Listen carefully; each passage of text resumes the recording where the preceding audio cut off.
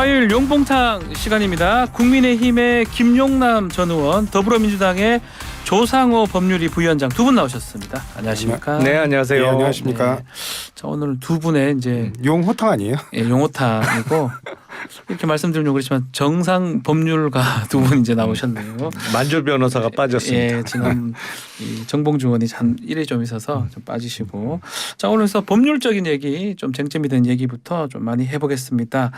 자, 지금 이화영 전 부지사 대북 송금 사건을 두고 진술을 이제 번복을 하면서 뭔가 지금 상황이 많이 바뀌었다. 번복할 걸 또 번복했다, 뭐 이 얘기도 있고요. 일단은 지금 대북 송금 사건 뭐 이 번복까지 포함해서 우리 김용남 의원님부터 어떻게 보고 계시는지 좀 말씀해 대북 주십시오. 송금 사건의 실체는 거의 다 늘어났습니다. 그러니까 쌍방울 해서 500만 불, 300만 불 두 차례에 걸쳐서 북에 송금을 했고요. 네. 그와 관련해서 이화영 전 부지사가 이재명 당시 지사의 방북도 부탁을 한 것까지는 나왔어요. 다만 그 전후로 해서 이재명 지사가 알았느냐, 보고를 받았느냐, 요 부분이 남아 있는 건데, 네. 이화영 전 부지사가 앞서 이제 검찰에서 진술을 번복해서 이재명 당시 지사에게 두 차례에 걸쳐서 보고를 했다라고 한다면 우리가 가장 중요한 일의 마무리를 할 때 쓰는 고사성어가 있잖아요. 활용 점정이 되는 거죠. 요게 활용 점정이 그렇죠. 될 수 있다. 더 이상 이재명 지사를 막아줄 방패막이가 이화영 전 부지사가 없어지는 거죠. 마지막 남아있던 방패막이었는데. 그렇다면 뭐 이 진술 번복이 이재명 대표한테는 결정적인 어떤 타격이 될 수 있다, 이렇게 지금 말씀하시는 것 같거든요. 아니 이미 김 빠진 탄산수 아닌가요? 아하. 뭐 자기 본인이 자필 편지로 아니라고 이미 입장을 밝힌 거고요. 예.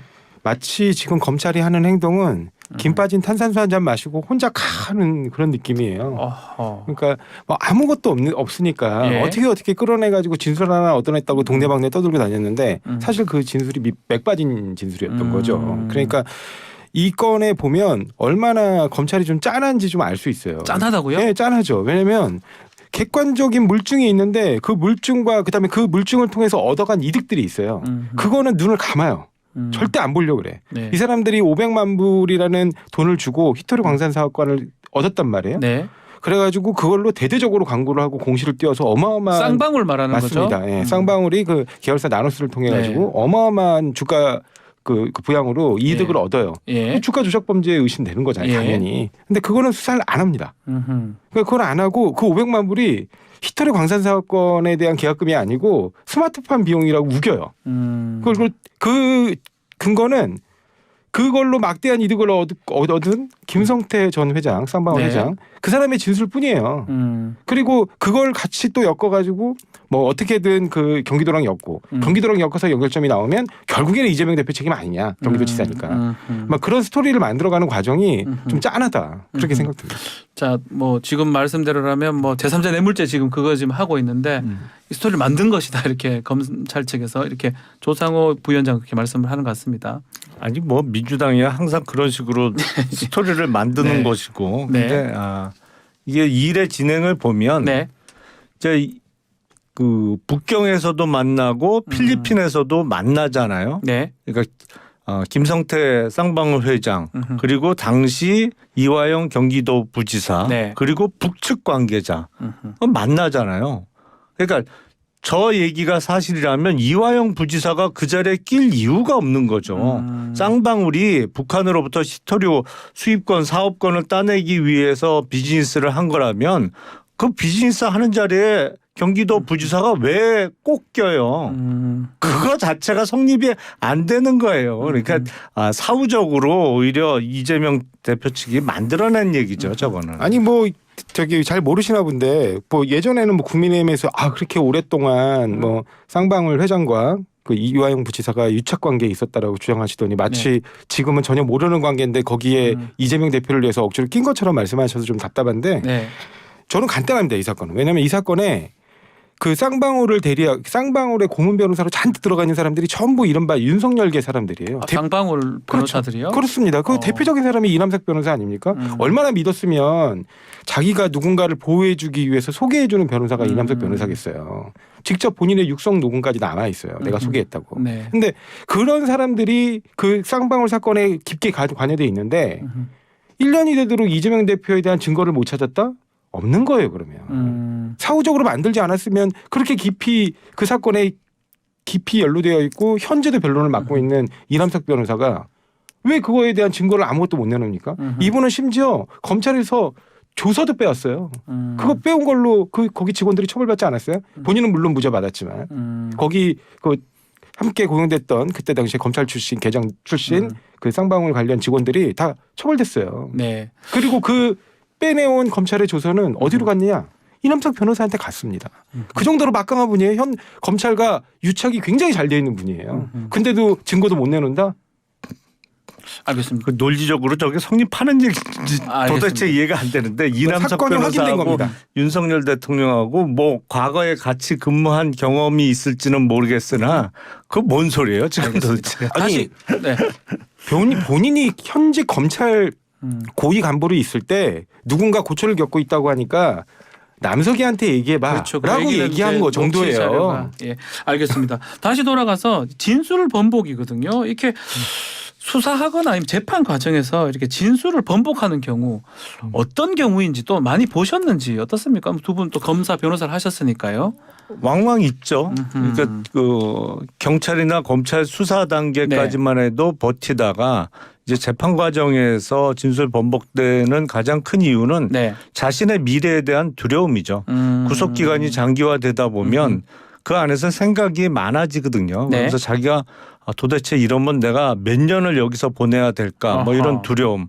그리고 처음에는 면회도 자주 오지만 좀 몇 달 지나고 뭐 1년 지나고 그러면 뜸해지잖아요. 그러면 소외감도 느끼게 되고 소외감을 느끼게 되면 곧 찾아오는 그 감정이 뭐냐면 배신감입니다. 배신감이 들 수 내가 이 있으니까. 안에서 이렇게 고생하는데 다 나를 내팽개치고 지들끼리만 밖에서 잘 살고 나를 전혀 케어하지 않는구나. 그러니까 지금 오늘 뭐 일간지에 났던데 이화영 전 부지사가 이제 이재명 대표에 대해서 보고했다라고 진술번복한 기사가 나고 나니까 갑자기 민주당 현역 의원들이 찾아오고 네. 또 어제는 수원지검에 항의 방문하고 이러고 나니까 오히려 그게 부담스럽다는 거 아니에요. 네. 그전에는 면회도 안 하고 아는 체도 안 하더니 갑자기 왜 이러냐. 뭐 그러면서 오히려 그게 본인의 재판 결과에 악영향을 끼칠까 봐 이렇게 이제 정치적으로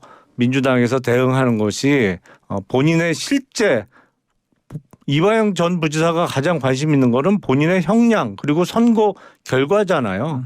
그거에 대해서 안 좋은 영향을 끼칠까 봐 오히려 걱정된다 뭐 이런 취지의 얘기를 했다는 기사가 오늘 났던데 그 보도, 그런 거죠. 그 보면 민주당 의원들이 와서 좀 부담스럽다는 보도도 있고요. 이화영 부지사 입장에서 또 그리고 이화영 전 부지사 이 부인이 변호인 중 일부를 또 해임했다. 해임 신고서를 제출했다. 이런 얘기가 있습니다. 이건 네. 어떤 의미라고 봐야 됩니까? 그 이화영 부지사의 부인 그러니까 네. 배우자께서 직접 이미 당에 편지를 이제 제공했잖아요. 자필 편지. 네, 자필 편지를 예. 제공하면서 검찰의 수사가 거의 고문 수준, 정기 고문 수준이다. 그 정도로 괴롭히면서 없는 사건을 만들어내 가지고 예. 이재명 대표를 엮으려고 하고 있다. 예. 이런 내용이에요. 요지는.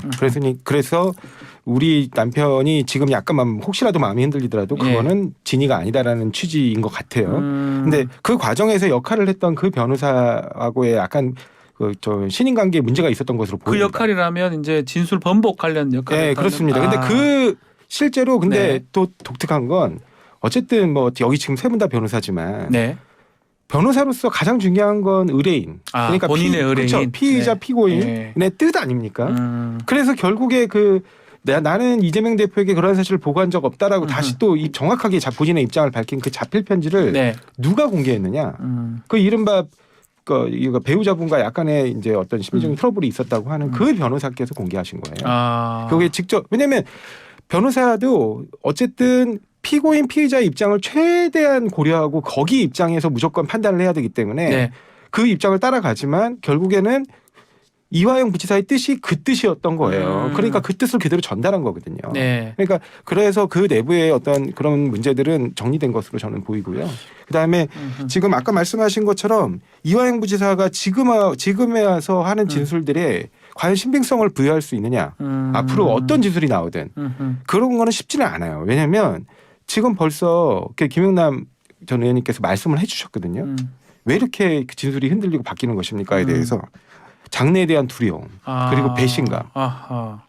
두려움과 배신감을 가진 사람의 진술. 그 진술 그 자체로 특히 신뢰할 수 있는 상태에서 한 진술이라고 볼 수 있나요? 없거든요. 그러니까 너무 구금이 오래돼 있어가지고. 그렇습니다. 그래서 선진국가에서는 구금의 장기 구금, 장기 구금 과정에서 얻어지는 진술을 일체를 받아들이지 지금 않아요. 10개월 이상 있었거든요. 그래서 다 보석으로 풀어주는 겁니다. 우리나라 같은 경우는 재판에 들어갔는데도 보석을 안 해줘요. 그러면서 계속 구속시켜놓고 괴롭힙니다. 자기 지금 변론 준비해야 되는데 공범 수사한다고 공범이 있지도 않은 공범을 수사한다고 하면서 계속 불러대요. 네. 변호사도 만나기 힘들 정도로 불러대요. 네. 이게 정상적인 수사 방법이 아니에요. 이런 수사 방법으로 얻은 진술이 신빙성이 있다? 저는 우리나라 사법부 특히 법원이 그 정도의 상식은 갖고 있을 거라고 봅니다. 자, 뭐 말씀 주셔야 될 것 같은데 이 제2의 아니 뭐 정치적인 문제가 아니고 법률적인 문제를 잠깐 문제니까요. 드리냐면 네. 우리나라 같은 경우에는 재판 과정에서도 구속기간 만기라는 제도가 있습니다. 네. 아시겠습니다만 뭐 1심은 6개월이죠. 네. 그래서 우리나라에서 뭐 구속을 장기화시켜서 할 수 없이 자백을 하게 만든다. 이건 맞지 않아요. 그러니까 예를 들어서 일본 같으면 그 얘기가 나올 수도 있어요. 일본은 재판 기간 중에 구속 만기라는 제도가 아예 없습니다. 그래서 지하철 그 가스테러를 그 교사했던 옴균 진리교 그 교주 같은 경우에 구속 상태에서 18년 동안 재판을 받았어요. 네. 뭐 그 경우에는 저런 얘기가 통할 수도 있겠습니다만 우리나라 사법제도에서 그런 얘기는 통하지가 않는 것이고요. 그리고 이화영 전 부지사의 부인이 무슨 전기 고문 운운했던데 이거는 정말 넌센스죠. 지금 변호인 입회 하에 이루어지는 조사에서 무슨 전기 고문 그것도 조사를 받았던 아니면 조사 당시에 입회했던 변호인이 어떠한 강압 수사를 얘기했으면 모르겠는데 그 자리에 있지도 않았던 부인이 갑자기 그런 얘기를 하는데 갑자기 그런 얘기하게 된 경위를 보니까 또 이재명 대표의 최측근 국회의원이 이화영 지사의 부인을 만났어요. 보도가 있어요. 네. 오히려 그게 회유나 어떤 강압으로 보입니다. 네. 아니 뭐 정리를 이제 하시죠. 예. 예. 교도소에 있는 사람을 어떻게 회유 강압을 합니까? 거기 다 녹음되고 다 녹화되는데 그건 말도 안 되는 얘기고요. 아니 부인에 그다음에 대한 두 번째는 회유를 얘기하는 아니 근데 거예요. 이화영 부지사도 부인의 입장과 같은 입장을 또 자필 편지로 냈잖아요. 그다음에 아까 참 다 아시면서 지금 말씀하시는 거예요. 뭐 6개월 뭐 구속기간 제한이 있다? 이화영 부지사가 지금 10개월째 10개월 넘게 구금되어 있죠. 있고요. 네. 유동규 씨가 진술을 바꾼 결정적인 계기는 세 번째 영장. 그러니까 자기가 1년 12개월을 살았는데 또 영장이 나올 것 같은 거예요. 별건을 또 해가지고 그래갖고 세 번째 영장이 나올 즈음에 진술이 바뀝니다. 그러면 이게 정상적인 수사 방법이냐고요. 그리고 네. 우리가 아시잖아요. 대법원도 인정한 게 있어요. 뭐냐면 기소 이후에 한 진술은 신빙성을 인정 안 합니다. 네. 근데 지금 검찰은 그래서 증거 능력을 부정해요. 근데 이 검찰은 뭐라고 얘기하냐면 본인에 대한 수사가 아니다. 공범에 대한 수사. 공범 수사가 본인 수사죠. 이미 자기가 그 자기 사건에 대해서 법정에서 진술을 하고 있는데 얘가 유죄라는 걸 전제로 또 다른 공범이 있다. 그러면서 그 공범을 수사하겠다고 하면서 너 자백해. 그게 공범이 아니고 본인 수사하고 공범 수사하고 무슨 차이가 있습니까? 뭐 요거는 법률적 얘기니까 아마 두 분 말씀 다 우리 청자분들 다 잘 이해했으려고 보고 이제 결국은 이제 8월 영장이 되느냐 그걸로 지금 기결이 되는 것 같습니다. 이른바 이재명 대표의 사법 리스크로 얘기를 하겠습니다. 영장 청구가 되겠습니까? 8월 영장 청구 얘기 나오는 거는 민주당의 바람이겠죠. 왜냐하면 지금 8월 15일까지인가가 비회기 기간이잖아요. 예, 맞습니다. 예.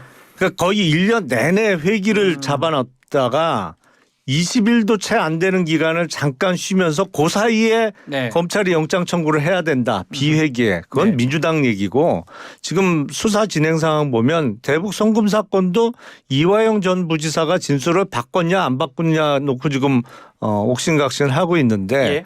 이제 이화영 전 부지사의 진술이 번복된 게 그러니까 이재명 당시 지사에게 보고를 하고 승인하에 이루어진 일이라는 게 확인돼야 그다음에 이재명 대표를 소환 조사하는 조사하고, 수순이잖아요. 그리고 요 대북 송금만 갖고 영장 청구한다기보다는 지금 백현동 사건하고 같이 하는 게 맞겠죠. 왜냐하면 영장 기각되면 또 백현동 갖고 3차 영장을 치는 거는 좀 민주당에서 또 살람이라고 공격을 할 테니까 묶어서 하는 게 맞을 텐데 백현동 사건은 지금 이재명 당시 시장 후보의 선대위원장을 했던 김인섭 네. 씨가 이제 거기까지 구속이 되어 있어요. 그리고 김인섭 씨가 백현동 그 아파트 뭐 주상복합이었나요? 뭐 그 3천억 이상의 이익을 낸 그 부동산 시행 사업 인허가를 부탁했다는 직접적으로 예. 부탁을 했다는 정진상 실장의 소환이 곧 있잖아요. 그러면 이제 정진상 다음에 이재명 대표란 말이죠. 이재명 대표는 항상 일을 할 때 방패막이를 세워놓고 일을 했었기 때문에 이화영, 정진상을 넘어야 이재명 대표예요. 그러다 보면 수사 진행 상황상 8월 15일 전에 영장 청구는 어렵다. 불가능한 상황이에요. 그럼 한다면 뭐 9월 9월 이후가 될 것이다. 되겠죠. 예. 아니 도대체 1년 넘게 이 사건을 잡고 있으면서 아직도 시간이 부족하다고 하면 이게 조작 수사가 아니라고 어떻게 얘기할 수 있습니까? 뭘 만들어내려고 하니까 안 만들어지니까 이렇게 시간이 끌리는 거잖아요. 있는 사건 수사하는데 뭐 이렇게 오래 걸려요. 근데 결국에 이렇게 시간을 끌면서 사건을 만들어내는데 그걸 네. 그 시간 내로 못 맞춘다?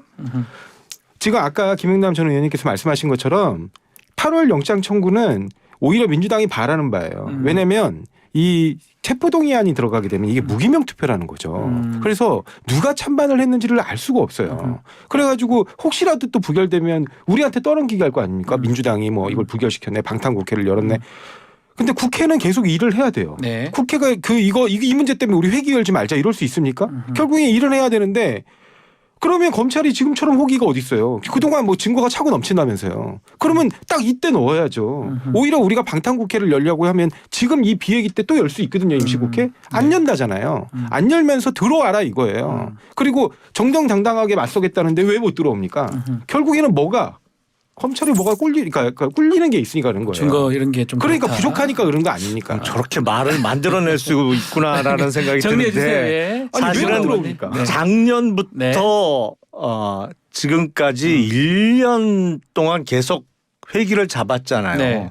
그건 왜냐하면 보통 이제 격월로 잡던 임시국회를 계속 일도 안 하면서 잡은 가장 큰 이유는 뭐예요? 언제 올라올지 모르는 구속영장에 대해서 이거 방탄국회를 계속 잡았던 거잖아요. 그러다 그거에 대한 국민적 비판이 너무 고조되니까 지금 19일인가요? 잠깐 거의 1년 만에 한 19일 비회기를 만들어 놓은 네. 거예요. 그래 놓고는 그 사이에 영장 청구해라? 아니 수사를 뭐 민주당이 지휘합니까? 지금 그건 말이 안 되는 얘기죠. 네. 아니요, 국회를 그러면 놀립니까? 계속 일을 하고 있다가 알겠습니다. 결국에는 하도 방탄 얘기가 나오니까 비회기 기간에 안 연대잖아요. 그러면 검찰이 지금까지 차고 넘치는 증거로 이제는 영장을 쳐야죠. 그 잘 모르시는 모양인데 원래 이제 법률상 반드시 열어야 되는 회기는 9월 1일 날 개원하는 정기국회 100일이고요. 그 외에는 임시회인데 통상 임시회는 격월로 우리가 개최를 해왔습니다. 근데 작년부터 쭉 했죠. 예, 맞습니다. 거의 헌정사상 유례가 없이 비회기가 없게 다 회기로 채워놨던 것이죠. 아니요, 그렇지 않습니다. 지금 거의 요즘에는 뭐 이른바 그 국회의원 놀고 먹냐 이런 지적들이 있어가지고 몇 년 전부터 계속 회기 열어왔어요. 알겠습니다. 아이고 정말 알겠습니다. 택도 없는 소리 하지 다시 한번 마세요 정말. 다시 한번 확인해 그 보세요. 부분은 그 부분 확인이 되는 임시회를 부분이니까. 얼마나 자주 여는데요. 알겠습니다. 자, 남대문 안 본 사람이 이기겠어요 진짜. 자 다음은 이 같은 리스크예요. 윤석열 대통령의 이른바 처가 리스크 얘기를 좀 해보겠습니다. 이 장모 최 씨 징역 1년 선고를 받았습니다. 그 장면 아마 보셨을 것 같은데 뭐 김영남 의원님부터 어떻게 보셨습니까? 뭐 당연한 결과죠. 이게 항소심이었잖아요. 네. 그래서 1심에서는 실형 선고를 하더라도 가끔 법정 구속 안 하는 경우가 있어요. 네. 뭐 항소심 가서 다퉈봐라 아니면 뭐 고령이다 아니면 뭐 어떤 사회적 지위 정도를 인정해서 법정 구속을 안 하더라도 항소심에서 실형 선고를 하면 법정 구속을 하죠. 네. 제가 아는 유일한 예외가 항소심에서도 징역 2년을 선고하면서 법정 구속 안 하고 대법원 확정 판결 이후에나 집행이 됐던 예가 하나 있는데 그게 한명숙 전 총리의 경우예요. 그 경우 외에는 실형 선고가 되면 항소심에서는 법정 구속하는 거고 이번에도 원칙대로 한 거다 이렇게 생각합니다. 김병민 최고위원이 조국 전 장관 법정 구속 안 했는데 윤석열 대통령 장모 고령인데 법정 구속한 거 형평성 어긋난 거 아니냐 이렇게 주장을 했어요. 지금 방금 전에 예, 말씀하신 것처럼 1심 때는 네. 그 지금 최은선 씨도 장모도 법정 구속 안 했어요. 이건 2심이니까. 이건 2심이고 예. 그러니까 2심의 경우에는 대부분 이제 다 모든 사실관계에 관한 최종적인 사실관계 확정에 관한 법원은 고등법원까지거든요. 네. 여기서 확인했기 때문에 그다음에 법정 구속하는 건 되게 지극히 자연스러운 거죠. 네. 법률심 같은 경우는 거의 항소심의 결과가 뒤집히는 경우는 없거든요. 김정은 의원님, 고민정 최고위원이 이 구속 관련해서 장모 구속 관련해서 장제원 의원이 일조했다 이런 주장해서 좀 논란이 되는 것 같긴 합니다. 그러니까 2018년 국민의힘이 야당 시절에 당시 서울중앙검사장이었던 윤석열 검사장을 통해서 장모 문제를 이제 국감 때 제기한 의원이 장제원 의원이죠. 네. 그러다 보니까 고민정 의원이 그 얘기를 꺼낸 건데 그러니까 장제원 의원이 또 고민정 의원이 청와대 대변인 시절에 당시 윤석열 검찰총장 후보자로 지명됐을 때 당시 윤석열 후보자를 극찬하는 논평을 냈던 걸 또 올렸어요. 네. 그러니까 이게 상황이 여야가 바뀌다 보니까 묘해지는 건데 뭐 각자 당시로서 할 일을 했던 거 아닌가 싶어요. 자, 대통령실과 국민의힘이 이번 구속 관련해서는 입장은 별로 특히 내놓지 않는 것 같습니다. 아마 본인의 그러니까 대통령의 친인척과 관련된 분이 이렇게 법정 구속됐는데 입장이 없는 유일한 대통령일 겁니다. 왜냐하면 윤석열 대통령은 취임 이후에 단 한 번도 사과한 적이 없어요. 어떤 일에서건 모두가 다 아랫사람 책임이고 다른 사람 책임이고 그렇기 때문에 심지어 본인뿐만 아니라 본인과 친한 본인이 장관을 시킨 사람들 그 사람들도 책임을 묻지 않아요. 왜냐하면 결국에는 책임을 딱 집어서 정확히 책임 있는 사람에게 물어야 한다면서 아랫사람에게만 책임을 묻거든요. 네. 사과도 하지 않아요. 이것도 그 부분의 연장선이라고 봅니다. 본인이 검사 시절에 있었던 일이에요. 심지어 예전 예를 들면 정대태식 사건 같은 경우는 야 결혼 전이다. 그게 나하고 무슨 상관이냐 이렇게 얘기할 수 있을는지 몰라요.